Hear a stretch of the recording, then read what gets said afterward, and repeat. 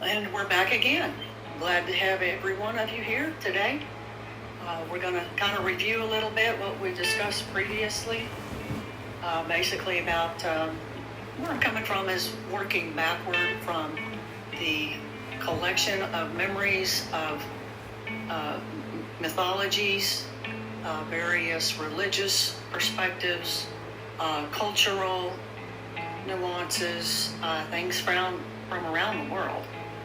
Gleaning that out and finding the commonalities or the salient features in between each of those things, and then looking at that for part of the picture that is creating a truth that transcends the current versions of everything we have.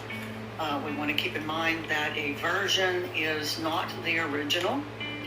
So as in the Judeo-Christian Bible is a version, you've got several different versions that have been written and rewritten, added, deleted, modified, and all these things to bring it to its current situation. So what the plan is that in working backward, we do get back to the original. And I contend that the origins, which I spell A-U-R-I-G-I-N, precedes everything that exists where we are today. In other words, it is a completely separate and incomprehensible reality to those of us who are in here. And this would be what I would call the captivity, the matrix, the prison, whatever one wants to term it as. And there's all kinds of thinking on that. So what my thought was to, from those salient points, was to work backward. Finding that everything, especially words, remember words are spells. We cast spellings, and different spellings will bring about different meanings, different origins of different words. However, even the words that we use, in my mind, should have an original concept from which this copy, or the words that we use now, have their power. They're basically from the same formulation. So then everything here would have two or more meanings. When you start flipping the vowels around, which apparently came much later than the consonants, then that also changes the words. And some of the group that I'm in, we take those different spellings and words and we break them down into what I would call the obvious word meaning versus what we are told the word means. And so that's another concept. I do believe that there is a place that just is. And to me, that is the bottom line truth. That is where everything we have here originated from or came from, not by the intention of the is or the is-ness, but through a whole nother route, and that's kind of going to be the topic what we get into a little bit. So this would be where I would call the true home, that is outside and beyond anything that we can comprehend or understand or overstand in this reality in which we currently live. So where we are is basically a copy, a version, and it has a creator, as opposed to the is, which has no creator. It was never created. It has always been and will always be. It is true eternity. And so I find that as things will start to resonate with each of us in our soul, heart, mind, wherever your resonating area is, you'll get a better picture of what I'm talking about. And for some, it will make zero sense at all. And it may be that is not their origin. So only those who come from there really are going to understand completely, but it will resonate once you understand what it is I'm talking about. So the copy is the replacement. When we have a replacement for something, that means that there was an original there, and the replacement so resembles the original so as to fool the ones who are looking for the original and finding only the replacement. It's like going somewhere and taking a friend or a spouse with you because having the familiar makes it, I guess, easier to go into an unfamiliar area. It's also easier, just like mixing the perception of good with something evil, or cloaking it, darkness in light. For those beings who come from light, they resonate with the light portion, even though it's a version, basically a chemical composition, if you will, of that light, but it's close enough to where it draws them in. They are attracted to that. And then from that, then just like Mary Poppins, basically, for those who remember the song, "A spoonful of sugar helps the medicine go down," that's putting something sweet that will trigger that likeness or what have you in that, and make the poison or medicine not so bad as it goes down.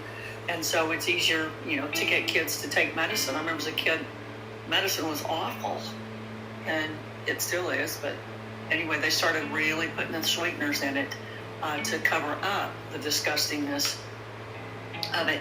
And that's why it's very thick, sugary, and awful, really. But children like it, and so they readily will take part of it. In fact, some want medicine all the time. So then we have, that is the anti-version. That is the replacement version. That's the surrogate version of the original.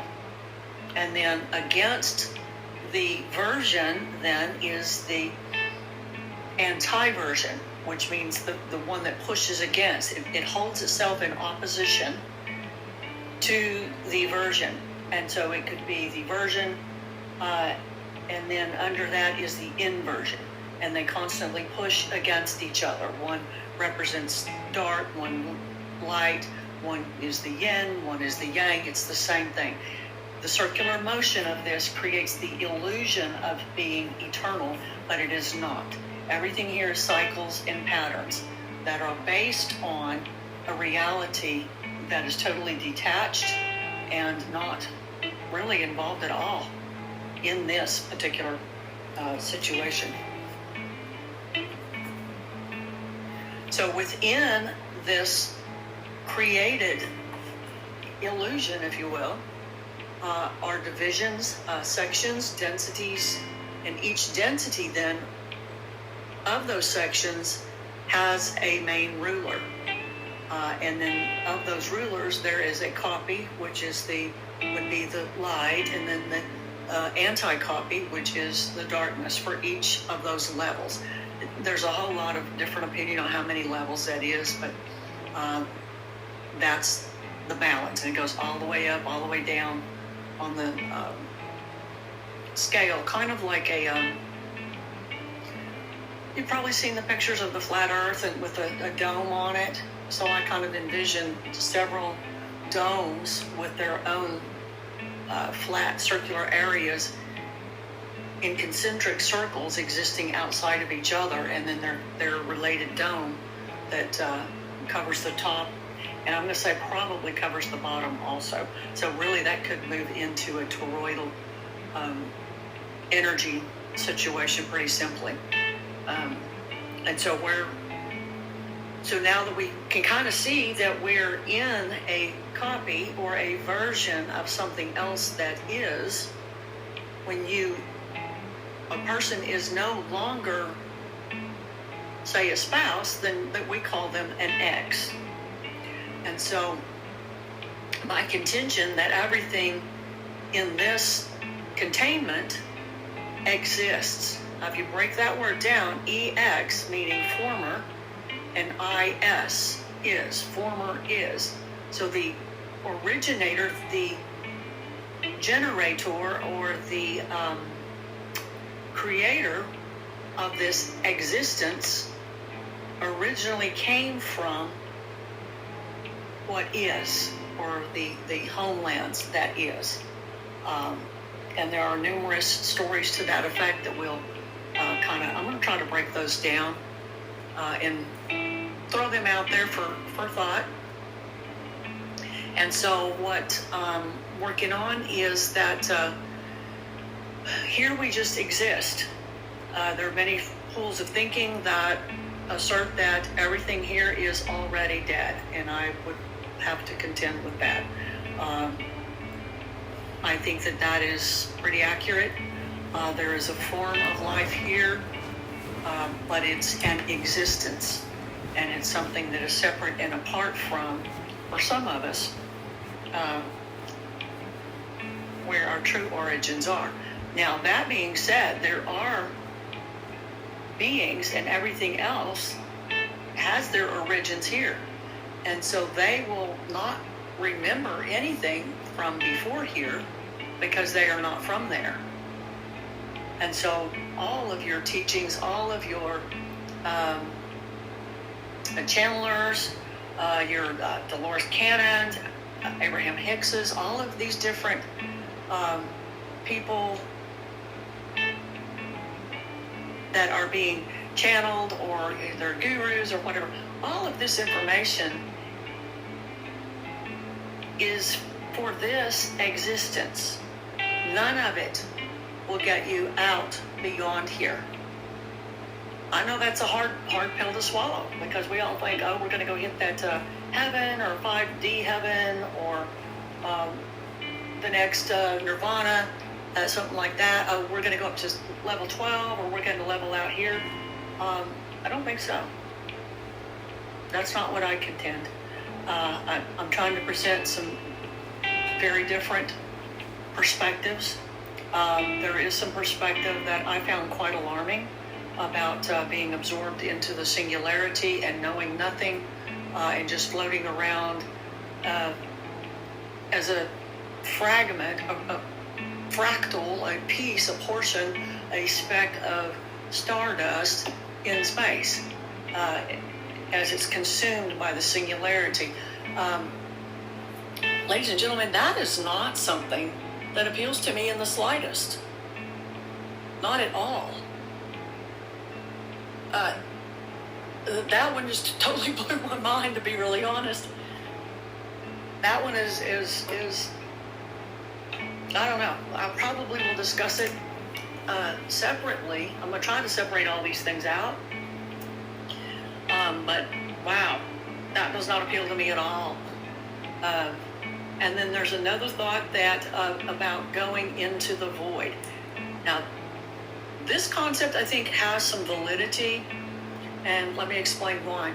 I think that there will be a place of transition for the ones who originate outside of this, and that is what the void is.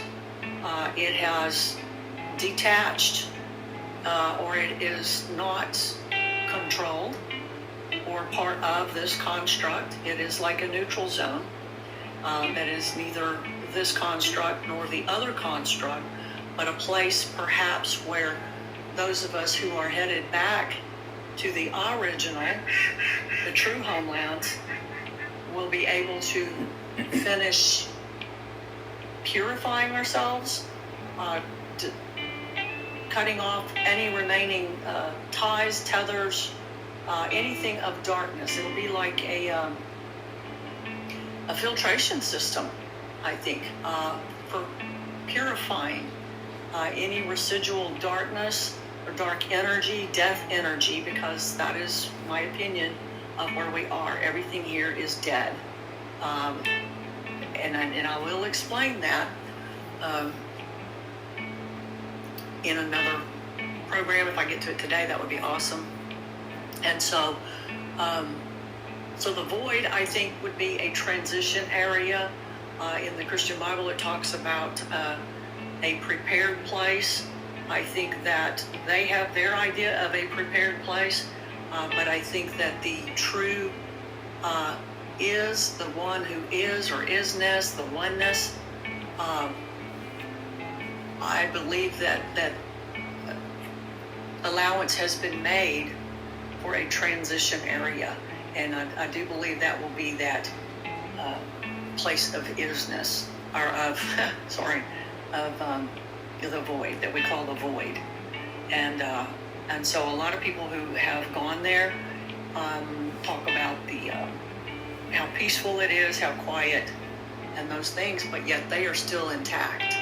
They've not been rendered into dust and particles, being sucked up by a singularity entity as it breathes in and then blown out into who knows what, if that even happens. And so I'm not trying to be disrespectful, but some things that, like I said, that just does not appeal to me at all. And maybe some want to be a speck of dust, and I think that's great for them, but it would not be what I think. And those will be the ones that will remain in this entrapment. They may be at a higher or a lower level,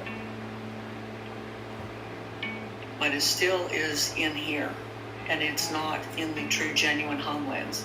But believe you me, I do think that there is a similarity, and that's why they call this a simulation, but nobody dares to go back to, well, what is it simulating? What is it similar to? See, there has to be something from which these things come. So it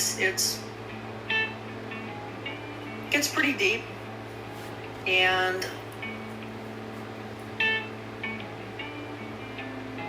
I'm always up for questions and thoughts and exploration on this. So in the next segment, I think I'm going to try to focus mostly on the original homeland and kind of throw out some ideas on what that might be. It is my contention that for those of us who feel the strong sense or nostalgia for going home, we need to kind of have a better idea of what that would look like. I think a lot of the things that people are sensing and feeling here and now are remnants of memories that are coming back that originate in the homeland, but they have also taken that information through their mind wipes and coupled it with their versions of those things that will be so deceptive and trick the masses into falling for their 5D heaven with the streets of gold and their castles and their kingdoms, and where they get to throw their crowns in front of other, and that just doesn't fly in my world anymore. At one time it did, and I have thoroughly repented of all of it and cut those thoughts. So I think next time we will talk a little bit more about where are we going, and I hope that you will join me again. And I hope you enjoy the ducks and the chickens and stuff, because every time I get in here to record, here they come. So thanks again, and I do appreciate it. And be sure to like, share, and subscribe, or however this thing works. I appreciate it. Thank you.